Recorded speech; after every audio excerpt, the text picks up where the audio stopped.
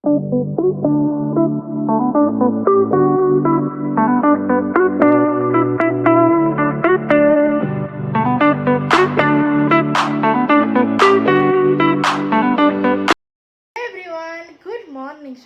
সবাই কেমন আছো? আশা করছি সবাই ভালো আছো, সুস্থ আছো।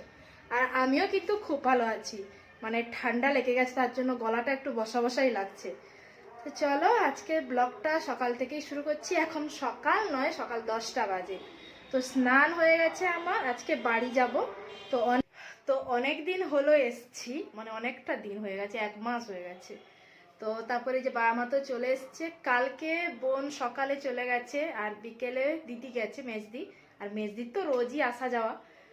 আর আজকে আমি সকালে যাচ্ছি। আর যা মেঘলা ওয়েদার, ঠান্ডা, কবে যে রোদ বেরোবে তার ঠিক নেই।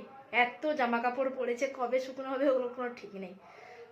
তো চলো এখন রেডি হই, রেডি হয়ে একদম তোমাদের সঙ্গে দেখা করব। সোনা নিচে মার কাছে বলতে দিদুনের কাছে আছে। চটপট করে রেডি হই, টোটো চলে আসবে আর একটু পরে। তো চলো তোমরা পুরো ব্লগটা কন্টিনিউ দেখতে থাকো। আর এদিকে সোনার কাণ্ড দেখো, উঁচু বিটটায় তো উঠতে পারছে না, তো ওটা ধরেই দাঁড়িয়ে আছে, আমাকে দেখতে পেয়ে গেছে।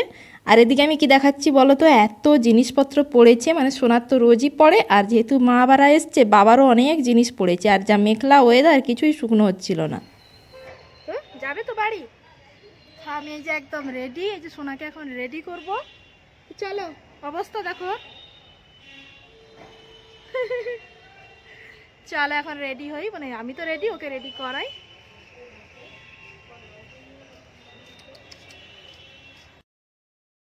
তো এদিকে আমি একদম রেডি, আর সোনাকেও দেখো একদম টুপি টুপি পরিয়ে রেডি করিয়ে এখানে বসিয়ে দিয়েছি। আর খেলনাপাতি বলতেও কিছু তো খেলনা নিয়ে খেলে না, এখানে দেখো সবজি পাতিগুলো দিয়ে দিয়েছি, আর কটা মুড়ি ওকে মা দিয়েছে, ওটাই বসে বসে খাচ্ছে।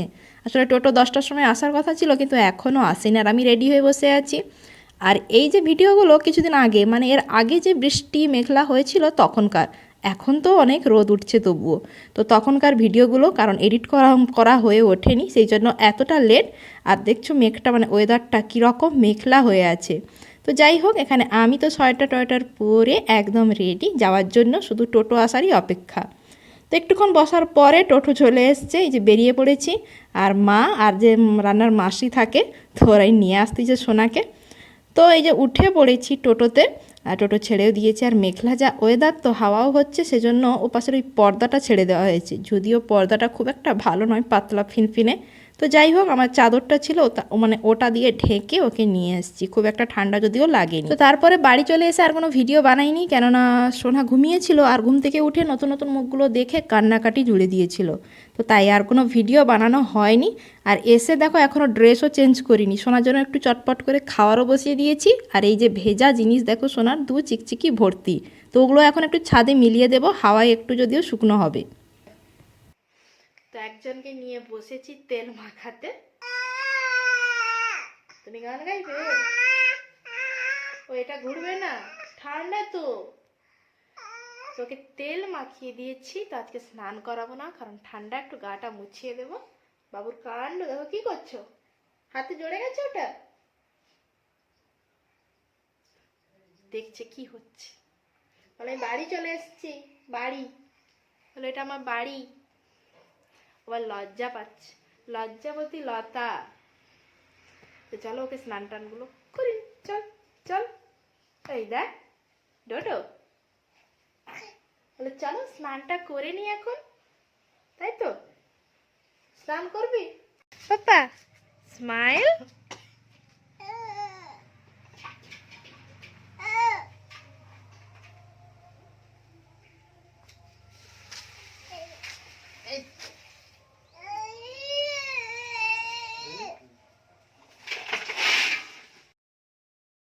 তো ওদিকে তো সোনার স্নানও হয়ে গেছে, আর সোনার খাওয়াও হয়ে গেছে। আর এখন ওকে এখানে রুমে বসিয়ে আমি ওর ব্যাগের কিছু জিনিসগুলো বের করছিলাম। আর মা ওদিকে এখনও রান্না করছে, অনেকটা যদিও বেলা হয়ে গেছে আজকে। আসলে আজকে কিছু লোক খাবে, মানে ওরা কাজ করছিল, তো ওরা খাবে, তো সেই জন্য রান্না বান্না হচ্ছে, মাংস হচ্ছে, তাই একটু লেটও হচ্ছে।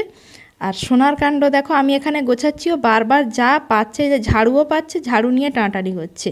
আর আমি এক্ষুনি জিনিসগুলো বের করে নিচ্ছি, কেননা অনেক জিনিস তো ভেজা, তাই ওর জিনিসগুলো আগে বের করে নিচ্ছি, কেননা ওই কিছুই তো শুকনো হয়নি, তাই যেগুলো আছে ওগুলো ইউজ করতে হবে। তাই জন্য আগে ওর জিনিসগুলো বের করে যেখানে রাখার ওখানেই রেখে দিচ্ছি হাতের কাছে। আর সোনা তো এখানে দুষ্টুমি করতেই আছে, খাট ধরে উঠে পড়তিছে, ঝাড়ু ধরে টানাটানি করতিছে। তো কি করব, আর ওকে তো খেলতে দিতেই হবে, না হলে ও তো থাকবেই না আবার। তো ওদিকে মাও, আর যেহেতু 1 মাস বাড়ি ছিলাম না, মানে আমার এই রুমে তো আমি না থাকলে কেউ ইউজও করে না, তো রুমের অবস্থাও খুব খারাপ, তো সব কিছুই পরিষ্কার করতে হবে এখন আমাকে। চলো বাইরে, চলো বাইরে, টাটা, সবাইকে টাটা, তাই তো।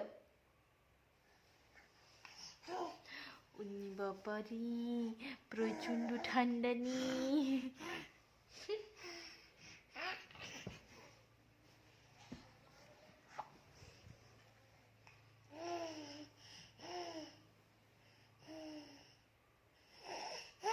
আসলে ট্রাইপডটা নেওয়ার চেষ্টা করছে তখন থেকে, আমি বারবার এদিক ওদিক করছি আর ও এদিক ওদিক ছুটছে।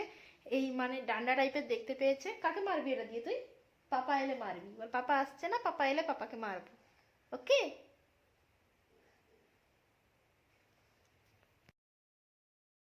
তো বিকেলে ঘুম থেকে উঠে এই যে চলে এসেছি বাইরে, তো ওকে দিয়ে দিয়েছি বাবার কোলে। আসলে 1 মাস পরে নতুন একটা জায়গায় এলো, মানে ওর কাছে নতুন যদিও মুখগুলো, আবার আবার 2 দিন থাকলে আবার পরিচিত হয়ে যাবে। তো সেই জন্য প্রথম যেতে চাইছিল না, তারপর একটু ঘোরাতে বাবার কাছে গেছে। আর আমি এখানে চলে এসেছি বাগানে, তো দেখতে কি কি সবজি চাষ হয়েছে। তো দেখলাম এখানে অনেক আলু গাছ লাগানো হয়েছে, আর এদিকে অনেক রয়েছে পেঁয়াজ।